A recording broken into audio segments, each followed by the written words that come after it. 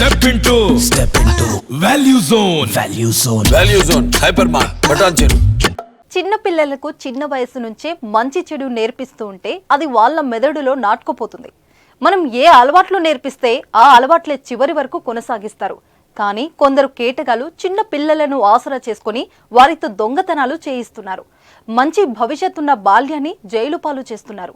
చిన్నారుల చేత దొంగతనం చేయించిన ఘటన ఇటీవల మేడ్చల్ జిల్లా సురారం పోలీస్ స్టేషన్ పరిధిలో చోటు చేసుకుంది. షాప్లోకి చిన్నారితో వచ్చిన మహిళా వస్తువులు కొనుగోలు చేసేందుకు వచ్చినట్టు కలరింగ్ ఇచ్చింది. అక్కడ ఉన్నవారు కూడా ఏదో కొనడానికి వచ్చిందిలే అనుకున్నారు. కానీ అసలు ట్విస్ట్ అక్కడే ఉంది. షాపులోకి వచ్చిన మహిళా వస్తువులను కొనుగోలు చేయకుండా తన ప్లాన్ను అమలు చేయడం మొదలుపెట్టింది.